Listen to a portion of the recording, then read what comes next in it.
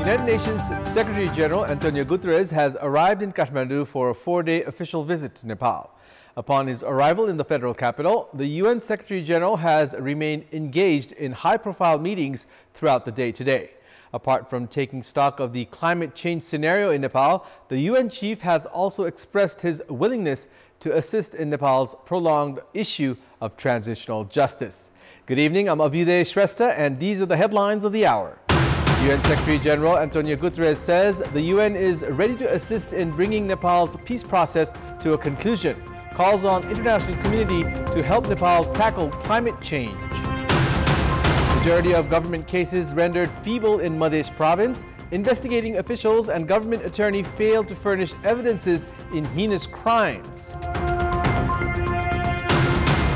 Qatar says Israel ground offensive has complicated talks for the release of hostages held by Hamas group. Qatar brokered unofficial talks held for the release of hostages. And India continue their unbeaten run at the ICC World Cup 2023, crush England by 100 runs for 6th consecutive win. England bowled out for 129 runs in the chase of 230. United Nations Secretary General Antonio Gutteres has said that the United Nations is willing to bring Nepal's peace process to a logical conclusion. Speaking at a joint press conference following a meeting with Prime Minister Pushpakamal Dahal today, UN Secretary General Gutteres said that the United Nations was standing in all eagerness to conclude the peace process as per international mandate, the Supreme Court verdict, and the needs of the victims. The UN chief opined that the transitional justice should help in minimizing the sufferings of the family members of the victims. Justice must help to bring peace to victims, families and communities.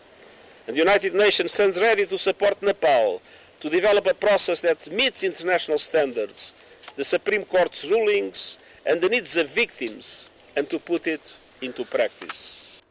UN Secretary General Antonio Gutteres hoped for the safe return of Nepali student Bipin Joshi, who has remained missing since the morning of October 7, when Hamas launched an attack in southern Israel. The UN chief also said that Hamas should free all the remaining hostages without any condition. Gutteres also called for an immediate end to the warfare, saying that the attack on civilians is unacceptable and can never be justified. People with nowhere safe to go are being denied the essentials for life: food, water, shelter and medical care, while being subjected to relentless bombardment. I urge all those with responsibility to step back from the brink. And I reiterate my appeal for an immediate humanitarian ceasefire, the unconditional release of all hostages, and the delivery of a sustained humanitarian relief at a scale that meets the needs of the people of Gaza. Meanwhile, Gutteres, speaking about his visit to Lumbini, the birthplace of Gautam Buddha, said that the teachings of Buddha is very relevant in the modern society. He also called on the international community to help Nepal tackle the issue of climate change. Likewise, Prime Minister Pushpakamal Dahal said that the UN Secretary General has assured of assistance in dealing with the country's peace process alongside tackling the consequences of climate change. Premier Dahal also said that the UN Secretary General expressed his interest in Nepal's political changes and the issues of climate change.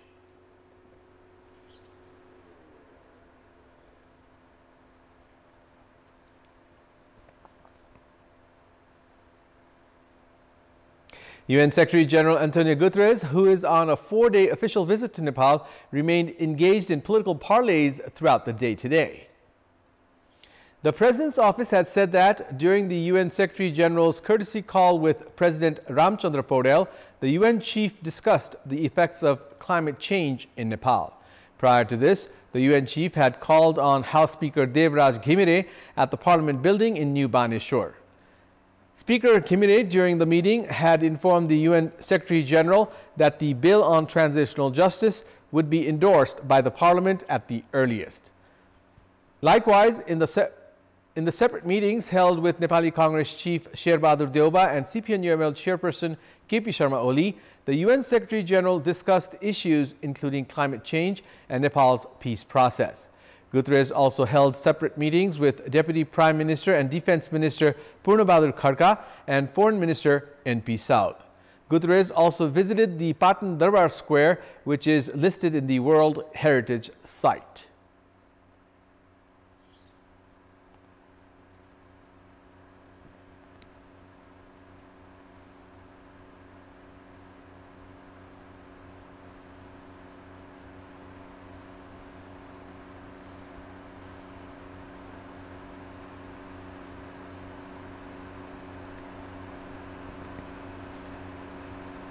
In our public voice segment, we had asked people in several provinces what kind of benefits can Nepal take from the United Nations. Let's take a look at what they had to say.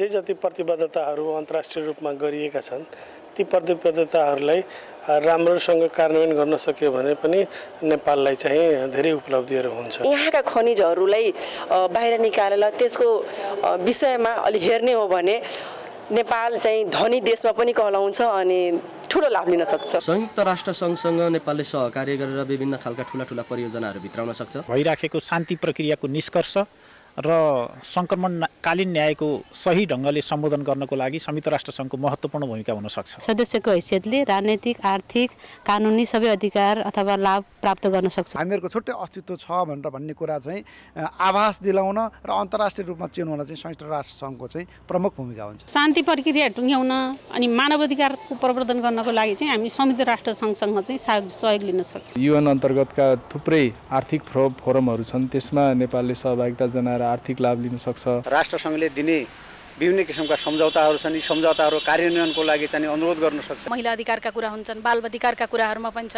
एउटा ती अधिकारहरूको कार्यान्वयनको लागि पनि एउटा एक अप्रत्यक्ष रूपमा एउटा प्रेसरको काम पनि भइरहेको हुन्छ। त्यसले गर्दाखेरि विभिन्न किसिमको फाइदाहरू लिन सक्छन्।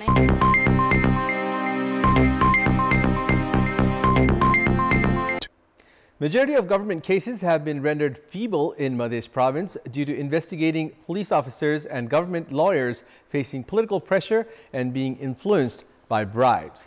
It has now come to the light that investigating officials and government attorneys have failed to furnish evidences in heinous crimes like murder and rape. There were a series of rape cases in Dhanusha and Mahottari districts of Madhya Province in the last fiscal year. Majority of the rape cases registered at the district courts after investigations from the police and demand for punishment have been lost by government lawyers. Out of the 31 verdicts given by the district court Dhanusha on rape cases, only 11 people have received punishment in 8 cases, while 31 accused in 23 cases have been given clean chits. Likewise, out of the 18 verdicts announced by the district court Mahottari on rape cases, the court has found only 6 individuals in 6 cases guilty, while 14 accused in 12 cases were declared innocent.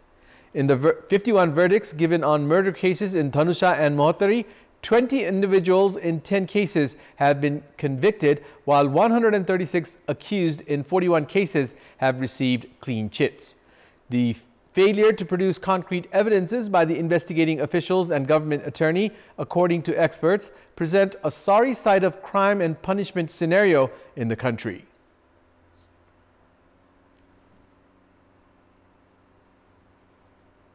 It's time now for our segment Public Pulse, where you text us with your opinion.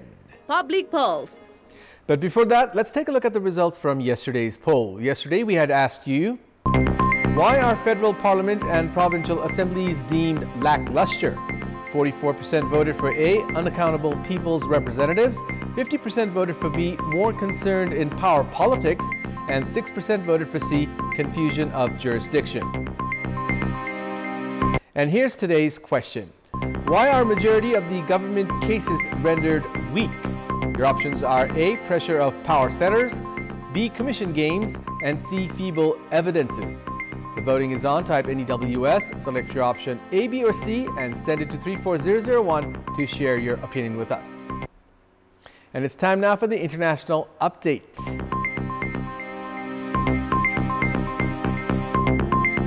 The ongoing Palestine-Israel conflict had resulted in over 9,500 deaths, according to data released by the health authorities of both sides.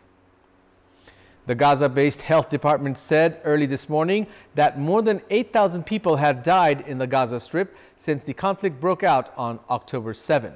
In addition, 110 people were killed in the West Bank. On the Israeli side, more than 1,400 people had been killed, according to the information from Israel's Ministry of Health. The Israeli army continued to carry out airstrikes in the Gaza Strip while launching larger-scale ground operations in multiple areas of Gaza, spanning from the south to the north. At the same time, Hamas continued to fire rockets into Israel. Israel says the next stage of its war with Hamas has begun after expanding its ground operations in Gaza. Meanwhile, the UN Relief Agency for Palestinian Refugees said that thousands in Gaza have broken into aid depots in a worrying sign of civil order starting to break down. Meanwhile, phone lines and internet connections are slowly returning after more than a day of almost total communications blackout. The spokesperson for Qatar's foreign ministry said that Israel's intensified offensive in Gaza, launched on Friday, has significantly complicated Doha's efforts to secure the release of the hostages taken from Israel during Hamas's shock terror onslaught on October 7. Spokesperson for Qatar's foreign ministry, Majed al-Ansari, informed that both Prime Minister Benjamin Netanyahu and Hamas's Gaza chief, Yahya Sinwar, have continued to express openness towards the issue. Sinwar said earlier that his group was ready to immediately swap with Israel in a deal that includes releasing all prisoners in the prisons of Israel in a comment posted yesterday evening on Hamas media groups. Qatar mediated negotiations between Israel and Hamas aimed at de-escalating fighting in Gaza, a source believed on the negotiations said, even as Israel intensified its onslaught on the enclave. Qatar has been conducting behind-the-scene diplomacy for more than 3 weeks, speaking to Hamas officials and Israel to promote peace and secure the release of more than 200 hostages Hamas and other armed groups are holding in Gaza. Qatar's mediation last week led to the release of 2 American hostages, a mother and daughter, and 2 elderly Israeli women.